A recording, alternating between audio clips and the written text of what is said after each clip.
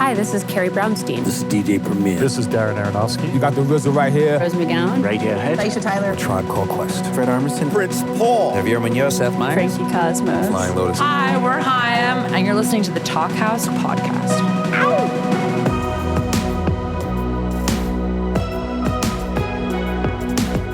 Hello and welcome to the Talkhouse Podcast. I'm Josh Modell. On this week's episode, we've got a pair of songwriters from relatively similar locales but different generations who also happen to record a song together that's finally coming out. Stuart Murdoch and Suki Waterhouse. Now, Stuart Murdoch is the primary force behind the delightfully wry and smart Scottish band Belle and Sebastian, which shyly emerged from Glasgow in the mid-90s, but quickly became one of those touchstone indie bands, or as Waterhouse puts it in this chat, a legacy band. Belle and Sebastian have released a dozen terrific albums over the years, and they're still capable of surprising their devoted fan base. The band's latest, Late Developers, was released early this year, hot on the heels of their 11th album, A Bit of Previous. If you haven't availed yourself of the band's charms in recent years, this new one is a great place to jump back in. It's really good. Now, Suki Waterhouse is probably best known as an actor and model. You may have seen her in the music-focused Amazon Prime series Daisy Jones and the Six recently, but she's been passionate about music forever as well. Her debut album came out last year on Sub Pop. It's called I Can't Let Go, and it's perfect for fans of Fiona Apple or Lana Del Rey. And music isn't just a side thing for Waterhouse. She jumped right in the van, as you'll hear, to tour these songs as soon as her acting gigs allowed. She also recorded a song with Belle and Sebastian a few years back, which has finally been released as the B-side of her Sub Pop single, and it's the reason we ended up here together. The song is called Every Day's a Lesson in Humility. Check it out. Every day's a lesson in futility. Gotta take the darks out. Every day's a lesson in humility. Gotta eat my own words. But then you come into my life, come into my life, come into my life, come into my life. Waterhouse and Murdoch hadn't seen each other in a while, but they picked up the conversation like old friends, talking about breakfast, peptides, a funny nickname that Murdoch got when he started his short-lived career as a roadie, and the difficulties of pooping as a touring musician. Yes, you heard that right. We also hear about some incredible Los Angeles advice that Murdoch got way back when. It's a charming chat, and I hope you enjoy it.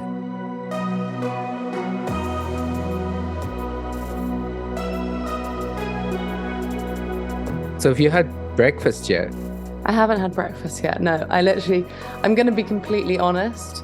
My eyes just opened and my boyfriend just said, "Oh my goodness, it's 10:15." And I just went, "What?"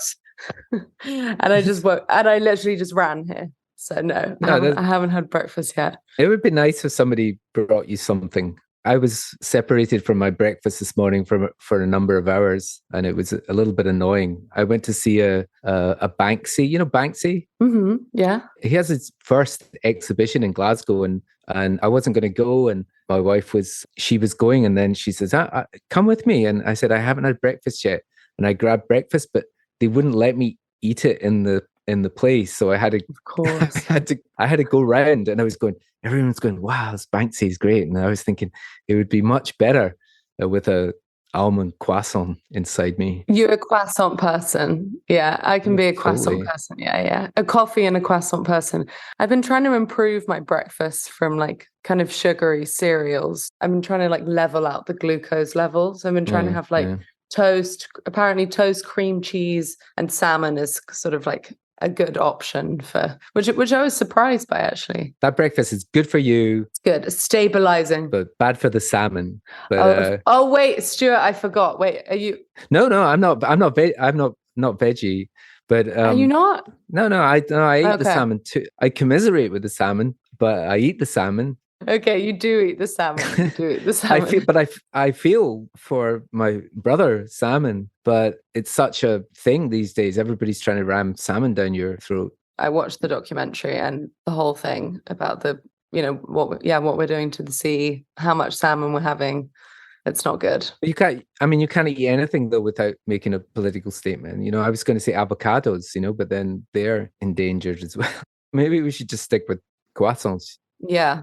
I just did this is very random, but have you heard of like peptides? Not Ozempic, but peptides. Yeah, totally. Peptides are big. Yeah. Yeah, I just caved like after being on tour and just traveling so much. People keep telling me about peptides. So I called some guy up the other day and I just had a big delivery of peptides. And now I just like now I'm like shooting a little peptide in the morning and a little one in the evening. And I don't really have any idea. Yeah, I don't really have any idea what it's for or what it's doing, but I'm being promised just like complete rejuvenation and a good nervous system and just like, health all around. You're talking to the right person if you want to talk supplements or anything to do with Healthy stuff. Really? Yeah. You look great, Stuart. Yeah, I look great. You look exactly the same. I haven't seen you for like how long? Like 6 or 7 years or something? Yeah. And you look the same. You look really Thank you very much. Healthy. Brimming with health. You are brimming with health. It's all down to salmon and peptides. I feel like, living in Glasgow must help. We've had LA weather for the past 2 months. Really? It's even to the point where, you know how they talk about June glooms? Where the sun, it's overcast in the morning, then it burns off in the afternoon, and then you've got about, 85 degrees or something. I'm in LA at the moment. And honestly, the whole of LA this whole year has been gloomy. Like it's really, actually today it looks a little bit sunny. There's been a couple of sunny days, but it's been so overcast for the whole year. I know it will get extremely hot, but it's definitely not been it's not really been the kind of LA that I've always been used to, where it's just like hot all the time. It's been a lot more overcast, a lot more rain, which is actually quite nice. Yeah. But like, I don't really mind it because I'm from London. So it makes me feel kind of at home. Rain is good. Yeah. Do you have a secret spot in LA? Well, you probably possibly don't want to give it away, but is there anywhere you feel you can go like to get a bit of peace? I love like Griffith Park, and there's like a little coffee shop there, and go for a walk around there. I quite enjoy going downtown. Like that's kind of like its own separate world. I used to live in West Hollywood for years, just like in the middle of all of it. And now I'm kind of like in a different spot. I've kind of gone out of town a little bit more. I never really meant to move here. And I kind of never really officially feel like, oh, I moved here. Like I still am actually like a complete English domicile.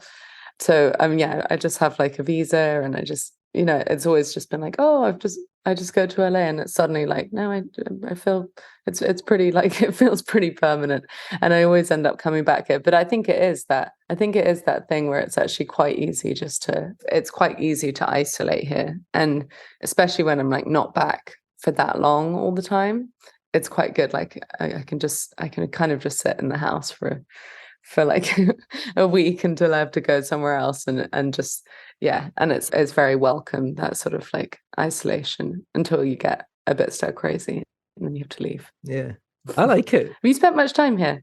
We did not too much, but it's long enough ago that it does feel like dreamland a little bit, because we had we always used to record in Glasgow, but in the middle of the 2000s, probably when you were about 4-year-old or something like that, we came to LA to make a couple of records, and we had the time of our lives. It was surprising because, back in those days, you're kind of thinking LA, that's just, you don't really want to go there. It's kind of smoggy. There's nowhere to walk. You got to drive everywhere. But actually, we got there, and one of the first nights we were there at a party, a woman walked up to me and said, "You either see LA or you be LA." And so at that point, I hired a car, and the band, everybody would pile into the car, and we had the best time ever. We recorded, 2 LPs, like almost like 2 years apart. And Griffith Park, I would go there all the time, because the beautiful thing is you just had to, you could walk from Hollywood almost into the park, and then suddenly you were up above the city, and you could get your isolation. And I started doing yoga. They'd had the outside yoga in Runyon, which was kind of pretty LA thing. Yeah. How old were you when you first came here then? So, well, I mean, still old, but so in the 2000s, so late 20s, early 30s, we were LP number 6 and 7, maybe something 6 and 7. Oh my! Well, that's what I mean. It was late. We made all our early LPs in Glasgow. We produced them ourselves, and then this guy Tony Hoffer said, you got to come to my place. I know Tony Hoffer. I think we spoke about this. He did a friend of mine's record and he was awesome. He's awesome. And that was actually when that was probably like one of the first times that I came to LA. I met Tony Hoffa. But the first time I ever came to LA, like how I first got out, I think I was like about 16. It's quite a ridiculous story, this, but I was about 16 and I went to a party in Paris.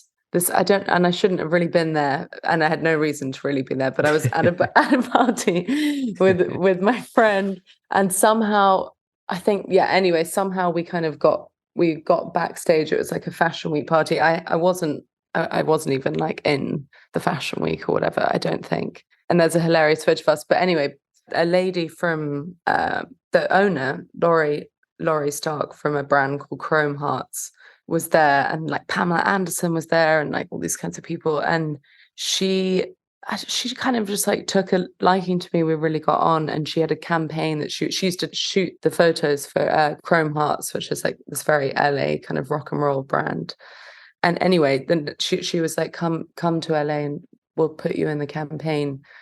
And it was the week of my exams, like GCSEs, you know, when you need to be really concentrating. Yeah. And Wow. somehow I don't know. My poor parents just didn't have any control over me at this point. But I went out and shot the campaign with Iggy Pop. And that was my first trip. It was me, and I'm like a chubby 15, 16-year-old, just like with Iggy Pop, and they kind of did all this crazy stuff to my hair, and he was so sweet. And I was staying at like the SLS in West Hollywood. They took me to the chateau, and it was completely insane. So I got there and I was like, oh, this is really cool. I'm gonna try and, you know, do everything I can to come back. That was the end of my schooling, basically. I did go and do my AS levels at a college, like a small college, and then I didn't last the whole time with that. I think I got past the first year, or like into the first year, and then I stopped. There's a movie called Booksmart. Did you ever see one called Booksmart? Yeah, I did see Booksmart. With the two girls, they studied their whole lives. They didn't really party at all. You sound like the other kids that are partying, but then they find out, they're really annoyed. They find out the other kids are actually getting in. They've done really well. They're getting into Harvard. But they've just partied all the way through. I was the other guy. I was the guy that just studied and then got nervous and during the exams. I'm trying to think of one glamorous thing that happened to me when I was sitting my GCSEs or equivalent. And no, I was working on a farm. I was milking cows. Did you study, did you finish university? No, I was on the farm when I was 15, and I did summer jobs and stuff like that, and I liked that. And I moved up to Glasgow, and because of studying physics, and you can't just float by. Oh my goodness, you can't float by on physics. You can't float by in physics and chemistry. And I looked around the class. There was 700 guys in the class, and most of them were, you know how people wear band T-shirts, like Nirvana and Pixies and stuff. Most of them wore like lab coats with their favorite chemical companies, like ICI. That's so cool. Like, because they wanted to work for ICI, and I was kind of looking around, and there wasn't any girls in the class, and so I just kind of dropped out. But then I became a roadie after that, right? And it was a pretty unlikely roadie. They used to call me, what normal roadies look like. Just the kind of all black leather jackets and caps and chains, but I used to wear a little suit when I was roadieing, and the guys called me Primrose, and that name sort of stuck for a while. I wonder why Primrose. What was the Primrose connection? Yeah, they were just like, you were just unlikely roadie. They just called me Primrose. But the nice thing was that it was I would be sitting on the stage night after night with the Pixies and Nirvana playing, and so I sort of got my education. I'd be watching bands 3 nights a week, and I'd be thinking, okay, these guys are great, or these guys aren't going to make it.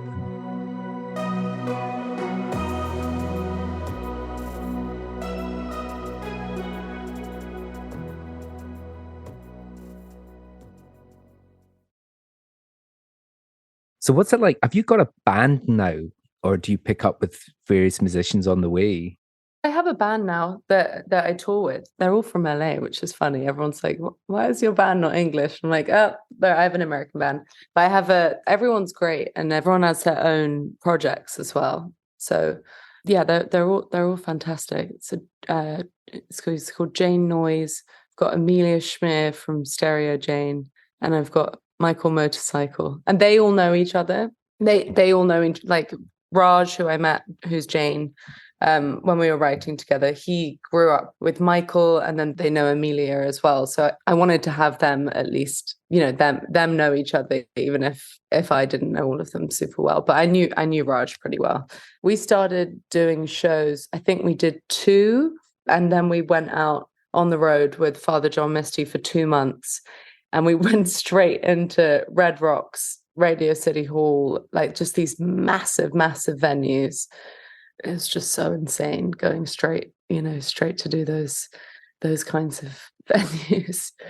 But it was incredible because you just learn the hard way. You could have been building up for 20 years, but you might as well just throw yourself in and do it. I was really lucky as well. I mean, getting to see Josh and his band, there's like 10 musicians in that band, and like every night, like the show that they put on is so good. I don't know if you've ever seen them, but I was transfixed watching them every single night.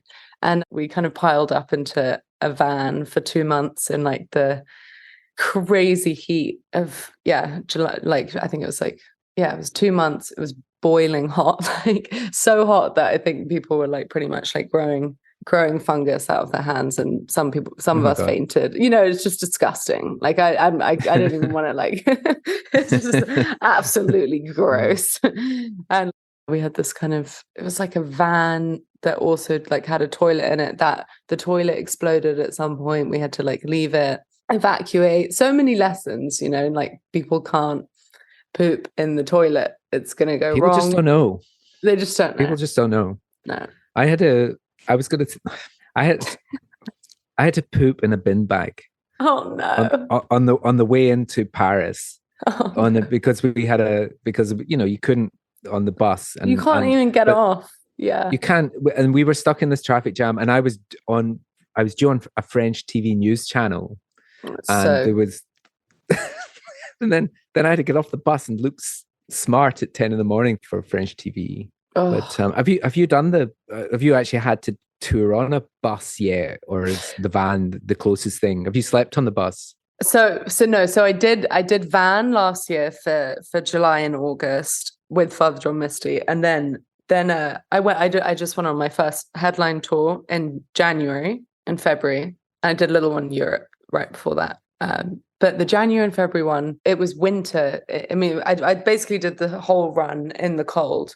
And I just felt bad bringing everyone and not putting them on a bus. So I got a bus. Yeah. Even though it's good. Even though it's like the most expensive thing that I've ever it's insane. And like the whole thing with touring is kind of nuts. I lost so much money from having a bus. I think I should technically I should still be in a van. Like the level that I'm at, still we should be in a van. But yeah, we were being a bit bougie. And it was much nicer. Yeah. But all the filming for Daisy Jones, was that happening at the same time, or was that all done with? It finished in April, and then I went on that tour a month later. It was really funny with that show because like when I started the show, when I got like cast in it, and when we started, that was like 2020, and then everything shut down, and then we'd been like training so much, and that they were so gracious and giving us like piano teachers, and we had this big studio at Sound City in LA, which was like this really you probably know about Sound City Studios, like really historic studio. And so when everything stopped, I mean, I'd been putting out, I mean, I met you like ages ago. I've been putting out music for a long time, just in tiny little dregs, like, and actually I had like a big confidence issue about putting out a record. But in that time, when everything shut down, it suddenly clicked, and I was like, you're going to regret this. You're just going to regret this if you want to do this, and I'd had this like crushing insecurity about it, and I just I reached out to Brad Cook, who's had a friend in common, Dave Sittick from TV on the Radio. We've worked together before.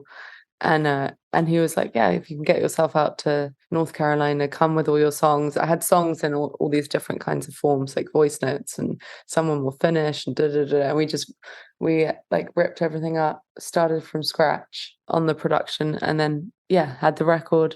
I ended up having the show, finishing a show about music, going on tour. And then by the time it was out, I had my record out. And it was just very strange the way the show and my real life kind of blended into this strange thing where, like, even I went on tour right after doing a show about going on tour, went and played all of these same places. It was very odd. And I do appreciate that your life, your creative life and your own life, what is happening is very different to the way people perceive it. Like, for instance, when we go on tour, people are like, okay, that's you working. That's they sort of think that's the only time I work. Whereas actually, when in the past when I'm on tour, sometimes that's the most relaxing time, is the easiest time, because you're not having to create stuff but it's actually the rest of the time that you're having to create, and you're buried underground, and yeah, so it sort of bears no relation. How do you feel on stage? Like, how's your relationship to being on stage? Do you miss it? Do you crave to go on tour, or would you be quite happy? Is the work stage actually kind of the songwriting and constantly creating? It's a perfect yin and yang relationship between, it's a great job. I was chatting to somebody, who was working the tickets at the exhibition, the Banksy thing today, was just asking me, he was saying, how's life?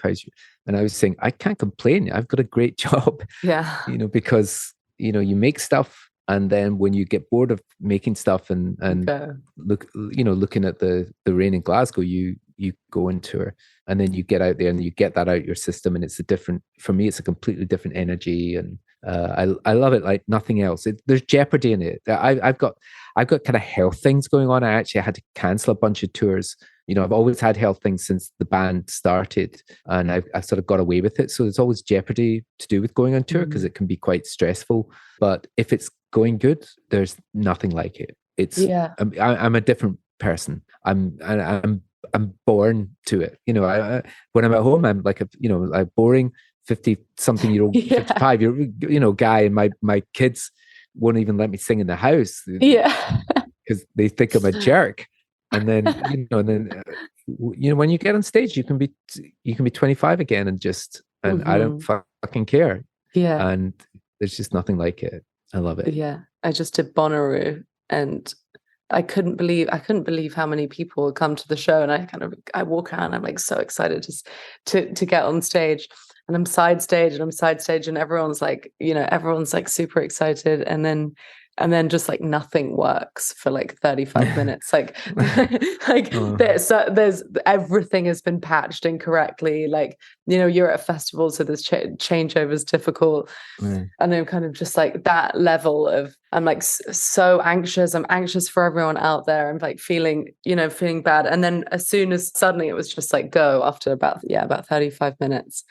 And like that show was really interesting for me, because I was already in such a kind of fight or flight like kind of way by the time I got out. If you managed to pull that and turn that around, you did really well, because even after all these years, I struggle if it's if the gig starts badly to pull it around. But if you can do that, that's a really good asset. I definitely feel like I like left my body and was just like, I've got to give an extra great show for everybody. The first thing, because it was a little bit of a daze. I lose track of years, and I certainly, when you come up to Glasgow, it was before COVID lockdown and all that sort of stuff. It was a long time before that, yeah. Yeah, it was 2018 or so, and then it was a couple of years later when we were, but in the States somewhere, we were coming through Seattle airport, and your face was, Sub Pop had a store in the terminal.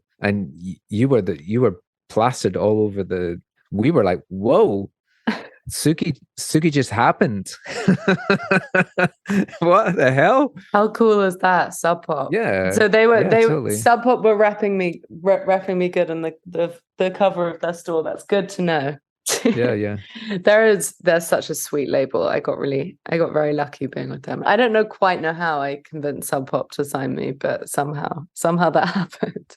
I don't know so many like famous people, but I've only known two people that have a trajectory like yours. Well, it's you and Ollie Alexander from Years and Years. Oh yeah, he's fab. Because Ollie was in a film that I made, and years and years ago. And funnily enough, and then he told me that after this he was going to do music for a while. And I said, but you're come on, Ollie, you're so good at the acting. Don't give up the acting. He said, no, I'm gonna do music for a bit. He was certain about it. And then, a year later, he got the BBC Introducing Award or something, and he was like gone. He just suddenly, and of course, he always had the acting to come back to, but it was such a brave thing to make that leap. He's massive in both fields and incredibly respected. And he just made that incredible TV show. Yeah. Did you watch the latest? It was so good. Yeah, I haven't watched any TV, but I definitely in the last few years that was the one I heard most about. But you haven't even been watching Succession, Stuart?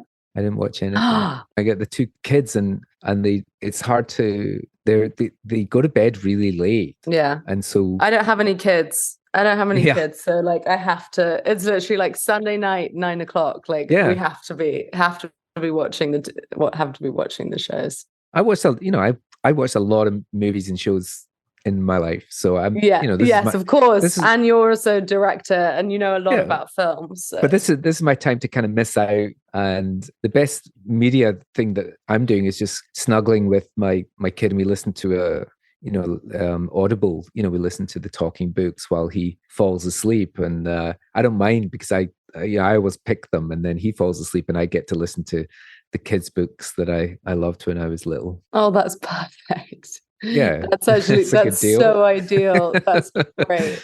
That must be so comforting and sweet. Oh wow! So that's really cool that you knew Ollie back then when you made that movie. Do you write scripts, or were you always directing? Yeah, no, I wrote that script. That was my first one. You wrote that script. Yeah. Because I took a break from the band. I wrote a musical record for other people to sing, mostly female singers, and then I turned it into a musical, and I turned it into a movie. So I went all the way through, and I ended up. I didn't mean to direct the movie. That wasn't a given. I was confident to do all the rest of the stuff, produce the record, because that's what I did, and I loved writing the script. But I did direct the movie, and it was like that was my moment of getting on the stage at Radio City. That was my moment where I was a fraud. Stepped out. Yeah. I was a fraud. I'm only like a year and a half into basically having this kind of new existence around the music industry, and feeling like I'm suddenly in it. Did you sort of need to take a step back to just, because you've been doing this for so long and you guys have I mean, you're like a legacy band. Like there really aren't that many. There really aren't that many people that can still. You guys are still together. You still like each other. You still make music. It's incredible. Did you have a moment of? I just was working in Nashville with a friend of mine who has had. I think she's had to step away. She's going to come back, but she's had to step back for a bit just because she got really burnt out. She was like, I've just.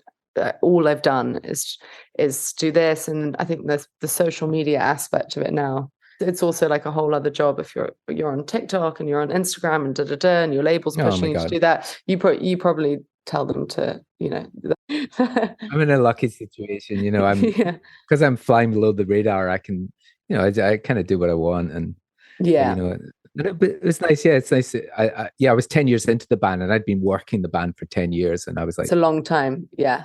Guys, we finished our last, it was 2006, we finished our last gig at the end of August. On the 1st of September, I parked my backside in a chair and started writing for the first time, started writing dialogue. That was probably, and this would probably annoy my wife, but it was probably about the best 2 months of my life ever. Yeah. It's just funny how happiness happens. Sometimes it's not the things that people talk about, but all I remember is that we did in that August, September 2006. We had beautiful weather. I rode my bike all around Glasgow and west of Scotland, and I wrote the scripts while I was cycling. And coming up with songs for this. I kept hearing these songs in my head and writing them while I was on the bicycle, and that was the most nice creative break that I ever had. I don't know if I remember correctly, but did you tell me when we were in Glasgow that you like to get on trains and Yeah. kind of you did, right? I'm a public transport like freak. I mean, not just like get on the train to go somewhere, but did you kind of go more random places and just kind of hop off and walk around and take things in? Yeah. For the sake of traveling and just moving. I think moving really helps me with creativity, and so whether I'm walking, cycling, on a train, I just, if because it's just, otherwise you can get sort of bogged down where you're just sitting. But no, it's good fun. I feel a bit bad that nobody's brought you a peptide yet. Are you doing okay? No, my boyfriend's actually very good at I get breakfast made for me every morning and a coffee, but I think he's staying out because he wants to leave us in peace. Yeah. But I will have a nice coffee. Are we coming towards the end, or can I ask you another question? I was going to ask you just quickly, like, what your relationship is like with your other bandmates, like at kind of are they your best friends? Yeah, we totally are. I had lunch with Sarah and today, and even the day, we see each other all, for work all the time, but we see each other the rest of the time as well. And you do. She's having dog trouble. A dog that she was kind of looking after had to have its leg off, and so that's been this week's saga. So there's it's like my other family, and stuff happens, and so yeah, they'll always be my other family, and it's definitely a gift. It's a gift that keeps giving. It's amazing. So it's amazing. Yeah. Because sometimes that's why I was asking about your band. Because sometimes when you're doing the sort of solo thing, I would imagine it can be challenging sometimes. But you have lots of good people around you. Well, I love the band that I have now, and I hope that they will stick around with me. I think they're enjoying it, and it's like a really nice feeling that comes around when we all get back together. And when we're all, at the moment, it's just, it's meeting and going to festivals, and there's a great camaraderie between us. And like our guitarist is sort of like the gregarious, loud one, and then it's me and Amelia, the drummer, kind of have like quite similar personalities. I don't know. It works really well right now. And I actually, because now we've spent so much time together, I think it would be like difficult for me to, like, if they couldn't do it anymore. Like, we've just gotten so much better so quickly. Like, the difference between last year and the tour I went on in January, it's just like lightning years better. Especially, also that was me like figuring out how I wanted everything to sound, and even just stuff like at the last tour, I didn't have like an in-ears monitor. All of that was coming out of the front of house. Like, I just didn't have as much crew because I didn't have a bus, and you're kind of, everything's a lot more scrappy. So we've gotten our like kind of synergy together has gotten so much better. And the good thing is, when you do the film stuff as well, the cast and crew, that's got another similar vibe, doesn't it? It's a real, from my limited. Yeah. You're definitely used to being around a lot of people, being around crew, kind of becoming that family, like being on the bus. It was very sweet. And I was really lucky. I had such lovely people come with me on that tour. Really, really lovely. And you just have a laugh. It's like adult summer camp, isn't it? All of this stuff. Yeah. Totally. Well, that was so great to catch up with you, Suki. It was great to talk to you. We didn't mention that we have this song out together now that we made when I came to see you in Glasgow, but I'll just punch that in at the end. Every day's a lesson in humility, which I'm really pleased that song came out into the world. Yeah, I loved it. It was really fun. I loved working on that. So hopefully we'll get to, when you do make it to Scotland, we'll all come along and cheer you from the front. Oh, that would be brilliant. I haven't done a show in Scotland, but I would love to do that. And let me know anytime you're on tour anywhere in the States, and I will come. Yeah. Thank you so much, Stuart. It was really lovely to see you again. Likewise. Bye, Suki. Bye. Thanks for listening to the Talkhouse Podcast, and thanks to Suki Waterhouse and Stuart Murdoch for chatting. If you liked what you heard, please follow Talkhouse on your favorite podcasting platform, and check out the many wonderful written pieces and other goings-on at talkhouse.com. This episode was produced by Myron Kaplan, and the Talkhouse theme is composed and performed by The Range. See you next time.